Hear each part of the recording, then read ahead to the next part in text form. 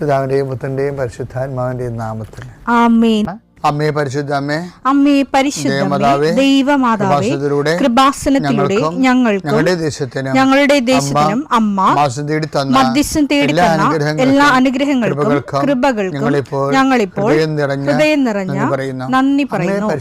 അമ്മേ പരിശുദ്ധമ്മേ, ദൈവമാതാവേ, 2004 ഡിസംബർ 7 ഉച്ചകഴിഞ്ഞ് 2:30 കൃപാസനത്തിൽ സംഭവിച്ച അമ്മയുടെ പ്രത്യക്ഷപ്പെടലിനെ കുറിച്ച് തിരുസഭയ്ക്ക് സമർപ്പിച്ചിരിക്കുന്ന പഠനരേഖകളുടെ മേൽ സഭാത്മകമായ പഠനം ആരംഭിക്കുവാൻ ഞങ്ങൾ പ്രാർത്ഥിക്കുന്നു. അമ്മേ പരിശുദ്ധമേ, ഭൂസ്വർലോകങ്ങളുടെ രാജ്ഞിയായ അങ്ങേയ്ക്ക് ഭൗമസംരക്ഷണത്തിനായി പ്രപഞ്ചപ്രകൃതിയെ തന്നെ തിരുസഭ പ്രതിഷ്ഠിക്കുവാൻ ഈ പ്രത്യക്ഷീകരണം വഴി ഇടയാക്കണമേ. പരിശുദ്ധമേ, ജപമാല മാതാവേ, സകല കൃപാസനം പ്രാർത്ഥനയോടും ചേർത്ത് ഞങ്ങളിപ്പോൾ പ്രാർത്ഥിക്കുന്ന ഈ കുടുംബത്തിന്റെ പ്രത്യേക നിയോഗം പറ മക്കളെ.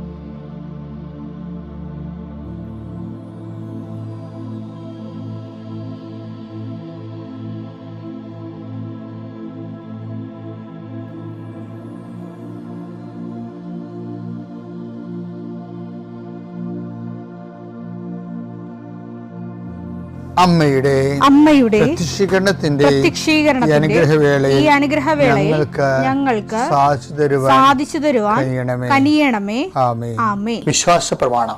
സർവശക്തനായ പിതാവും ആകാശത്തിന്റെയും ഭൂമിയുടെയും സൃഷ്ടാവുമായ ദൈവത്തിൽ ഞാൻ വിശ്വസിക്കുന്നു. അവിടുത്തെ ഏകപുത്രനും ഞങ്ങളുടെ കർത്താവുമായ ഈശോമിശിഹായിലും ഞാൻ വിശ്വസിക്കുന്നു. ഈ പുത്രൻ പരിശുദ്ധാത്മാവിനാൽ ഗർഭസ്ഥനായി കന്യകാമറിയത്തിൽ നിന്ന് പിറന്ന് പൊന്തിയോസ് പീലാത്തോസിന്റെ കാലത്ത് പീഡകൾ സഹിച്ച് കുരിശിൽ തറയ്ക്കപ്പെട്ട് മരിച്ച് അടക്കപ്പെട്ട് പാതാളങ്ങളിൽ ഇറങ്ങി മരിച്ചവരുടെ ഇടയിൽ നിന്ന് 3-ാം നാൾ ഉയർത്ത് സ്വർഗത്തിലേക്ക് എഴുന്നള്ളി സർവശക്തിയുള്ള പിതാവായ ദൈവത്തിന്റെ വലതുഭാഗത്തിരിക്കുന്നു. അവിടെ നിന്ന് ജീവിക്കുന്നവരെയും മരിച്ചവരെയും വിധിക്കുവാൻ വരുമെന്നും ഞാൻ വിശ്വസിക്കുന്നു. പരിശുദ്ധാത്മാവിലും ഞാൻ വിശ്വസിക്കുന്നു. വിശുദ്ധ കത്തോലിക്കാ സഭയിലും പുണ്യവാന്മാരുടെ ഐക്യത്തിലും പാപങ്ങളുടെ മോചനത്തിലും ശരീരത്തിന്റെ ഉയർപ്പിലും നിത്യമായ ജീവിതത്തിലും ഞാൻ വിശ്വസിക്കുന്നു. ആമേൻ. സ്വർഗ്ഗസ്ഥനായ ഞങ്ങളുടെ പിതാവേ, അങ്ങയുടെ നാമം പൂജിതമാകണമേ. അങ്ങയുടെ രാജ്യം വരണമേ. അങ്ങയുടെ തിരുമനസ് സ്വർഗത്തിലെ പോലെ ഭൂമിയിലും ആകണമേ. അന്നു വേണ്ടുന്ന ആഹാരം ഇന്ന് ഞങ്ങൾക്ക് തരണമേ. ഞങ്ങളോട് തെറ്റ് ചെയ്യുന്നവരോട് ഞങ്ങൾ ക്ഷമിക്കുന്നത് പോലെ ഞങ്ങളുടെ തെറ്റുകൾ ഞങ്ങളോടും ക്ഷമിക്കണമേ.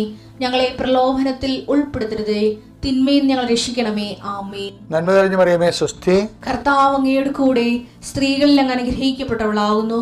അങ്ങയുടെ ഉദരത്തിൻ ഫലമായി ഈശോ അനുഗ്രഹിക്കപ്പെട്ടവനാകുന്നു. പരിശുദ്ധ മറിയമേ, തമ്പുരാന്റെ അമ്മേ, പാപികളായ ഞങ്ങൾക്ക് വേണ്ടി ഇപ്പോഴും ഞങ്ങളുടെ മരണസമയത്തും തമ്പുരാനോട് അപേക്ഷിക്കണമേ. ആമേൻ. കർത്താവ് നിന്റെ ഉന്നതമായ നാമത്തിന് സ്വസ്ഥം ചെയ്യുന്നു. ഇന്നത്തെ ദിവസം നിന്റെ തിരുമുറുവാളുന്ന വലതുകരം അങ്ങയുടെ മക്കളുടെ മേൽ വെക്കണമെന്ന് പ്രാർത്ഥിക്കുന്നു.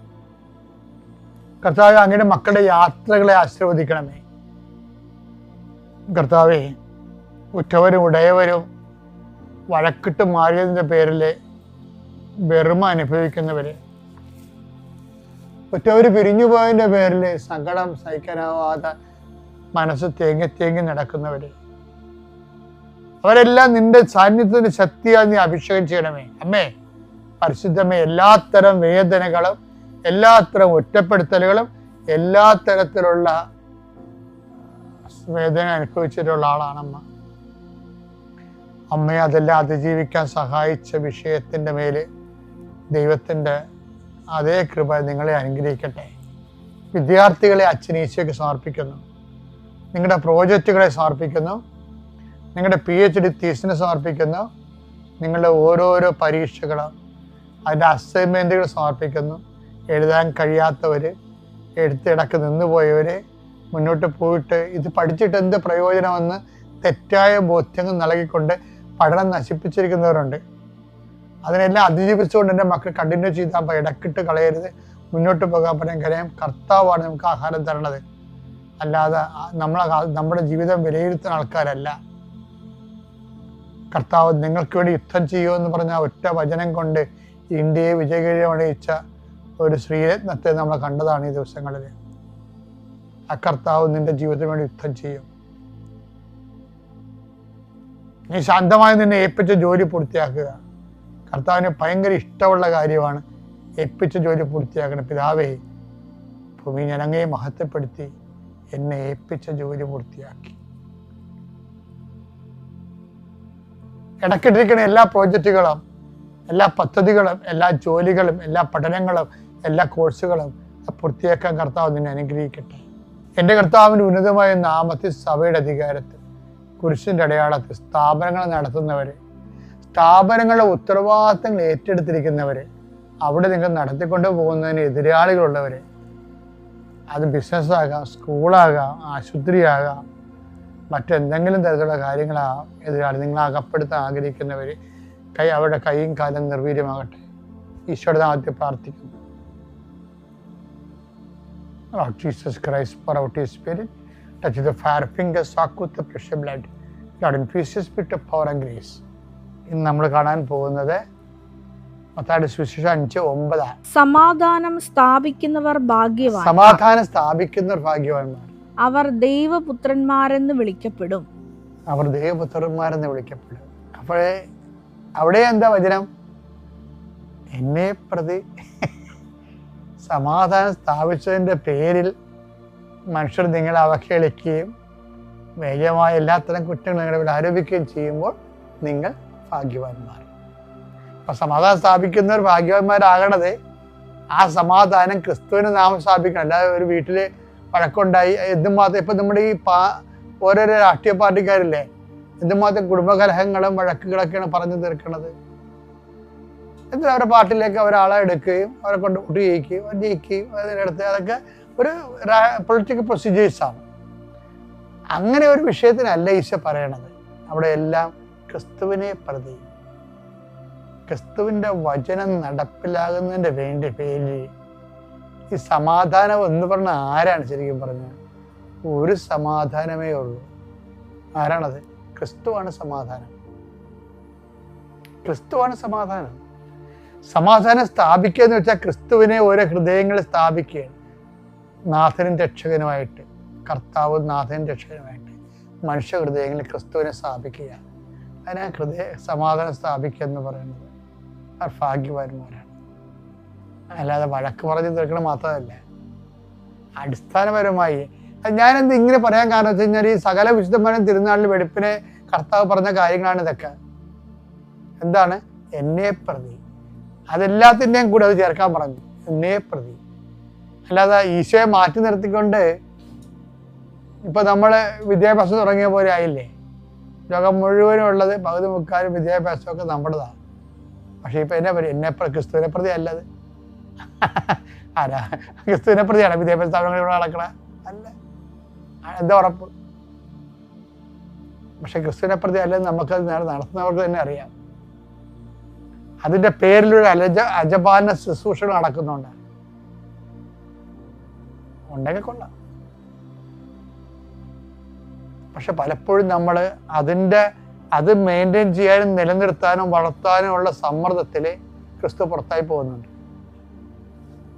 ഇല്ലെന്ന് നിങ്ങൾക്ക് പറയാൻ പറ്റുമെന്നെങ്കിൽ അത് വലിയൊരു അനുഗ്രഹം തന്നെയാണ്. പക്ഷെ എപ്പോഴും നമ്മൾ ശ്രദ്ധിക്കണം. സമാധാനം സ്ഥാപിക്കാൻ ഉദ്ദേശിക്കുന്നവരായാലും ആ സമാധാനം സ്ഥാപിക്കേണ്ടത് ക്രിസ്തുവിൻ്റെ നാമത്തിൽ, ക്രിസ്തുവിനെ പ്രതി, ക്രിസ്തുവിൻ്റെ വചനങ്ങൾ സാക്ഷീകരിക്കുന്നതിൽ മറ്റുള്ളവരെ പഠിപ്പിക്കുകയും ചെയ്യുന്നതിൻ്റെ പേരിലാണ്. ചില സമയത്ത് നമ്മൾ പൂർണ്ണമായിട്ടൊരു വഴക്ക് ഒഴിവാക്കാൻ വേണ്ടി ചിലപ്പോൾ തോറ്റു കൊടുക്കും. ചില പണം നഷ്ടത്തിലാക്കി ചിലപ്പോൾ നമ്മൾ ആ വിഷയം സെറ്റ് ചെയ്യേണ്ടത്. അതെന്താണ്? അതൊരു സമാധാനം സ്ഥാപിക്കണം. ആരെ പ്രതി? ക്രിസ്തുവിനെ പ്രതി.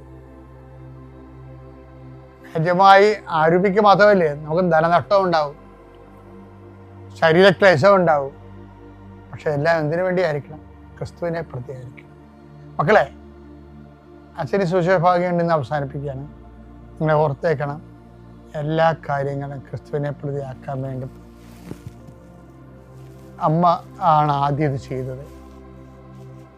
16-ാം വയസ്സ് ഗർഭം ധരിച്ചത്. കിറിന സിസ്റ്ററിൻ്റെ കാലത്ത് പേരെഴുതിക്കാൻ വേണ്ടി ഗർഭവയറും താങ്ങി 3 ദിവസത്തെ യാത്ര ചെയ്തത്, ആ ചോരക്കുഞ്ഞിനെ താങ്ങി ഈജിപ്തിലേക്ക് പോയതും എല്ലാം ക്രിസ്തുവിനെ പ്രതിയാണ്. ആ കാലങ്ങളിലൊക്കെ അമ്മയുടെ മനസ്സിൽ സമാധാനം ഉണ്ടായിരുന്നു. ഈജിപ്തിലെ തീപാറുന്ന വെയിലത്ത് 4 കാലം വീണ് ജീവൻ രക്ഷിക്കാൻ വേണ്ടി കുഞ്ഞും തള്ളയും കൂടി അവസരപ്പിതാവിടെ പോകുമ്പോഴും ആ സംഘർഷ സമയത്തും അവിടെ ഉള്ളിലുള്ള സമാധാനം എന്തായിരുന്നു? ക്രിസ്തുവിനെ പ്രതി ആയതുകൊണ്ടാണ്. ഓക്കെ അല്ലേ? എല്ലാ സഹനങ്ങളും ക്രിസ്തുവിനെ പ്രതിയാകാൻ, അതുവഴി സമാധാനം സ്ഥാപിക്കപ്പെടാൻ ദൈവം നിന്നെയും നിന്റെ പ്രവർത്തനങ്ങളെ ആസ്വദിക്കട്ടെ. പിതാവിൻ്റെയും പുത്രൻ്റെയും പരിശുദ്ധാത്മാവിൻ്റെയും നാമത്തിൽ.